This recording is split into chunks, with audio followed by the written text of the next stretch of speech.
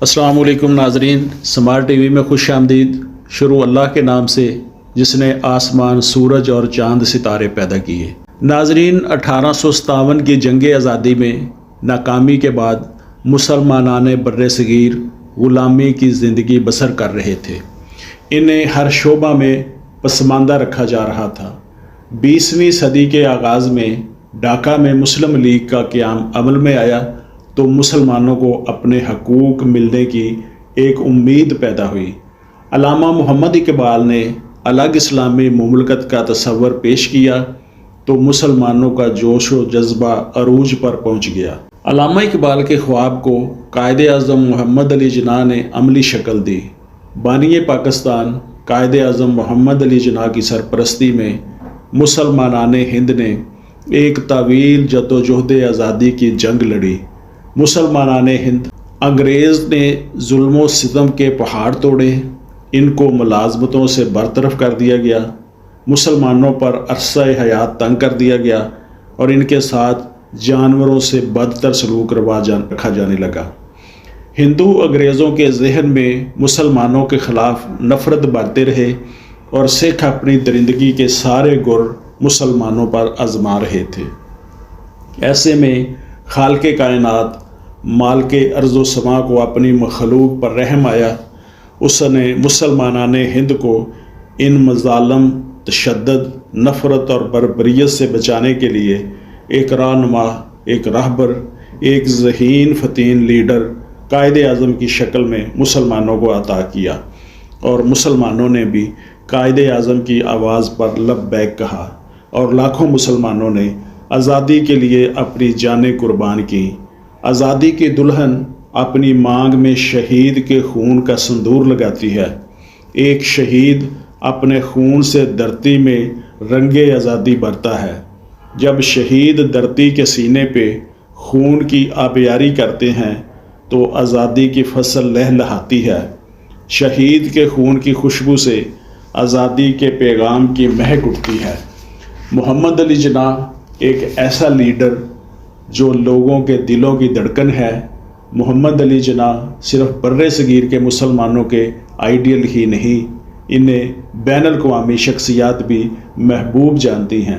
بین الاقوامی دانشور professor Stanley وولپرٹ نے اپنی کتاب جناح آف پاکستان میں لکھا ہے کہ بہت کم لوگ ایسے ہوتے ہیں جو تقدیر کا دائرہ بدل کر رکھ دیتے ہیں، اور ایسے لوگ تو اور بھی کم ہوتے ہیں جو دنیا کا نقشہ بدل کر رکھ دیتے ہیں، اور ایسے کوئی ہوتے ہیں جو دنیا میں ایک نئی مملکت قائم کر دیتے ہیں۔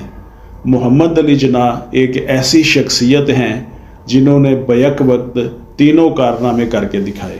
بلبل ہند سروجنی نائیڈو نے کہا تھا کہ اگر کانگریس کے پاس ایک جناح ہوتا تو ہندوستان کبھی تقسیم نہ ہوتا، خواہ مسلم لیگ کے پاس کتنے ہی گاندھی اور ان جیسے کیوں نہ ہوتے۔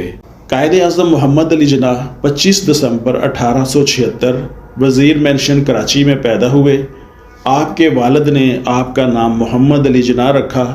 آپ بہن بھائیوں میں سب سے بڑے تھے۔ آپ کا شمار بچپن سے ہی ذہین اور شرارتی بچوں میں ہوتا تھا۔ انہوں نے اپنی تعلیم کا آغاز بمبئی میں گوگل داس پرائمری اسکول سے کیا۔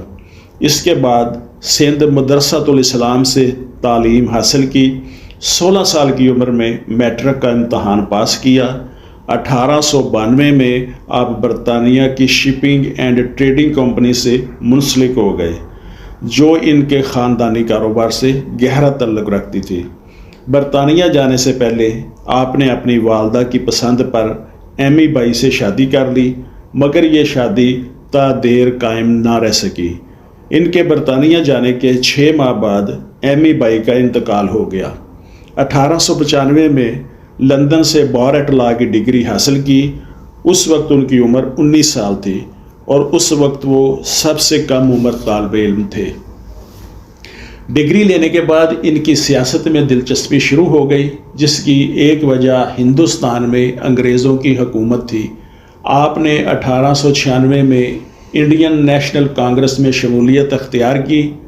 گاندھی کی ہندو پرست سوچ نے قائد اعظم محمد علی جناح کو कांग्रेस छोड़ने पे मजबूर कर दिया और 1913 में आप मुस्लिम लीग के एक अटूट अंग बन गए और फिर आपने इसी प्लेटफार्म से एक आज़ाद मुल्क कायम किया।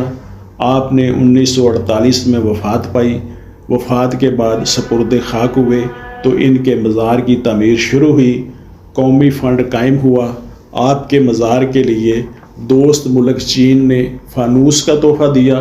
फिर 8 फरवरी 1960 को मज़ार की तामीर का काम सदर अयूब खां के दौर में शुरू हुआ।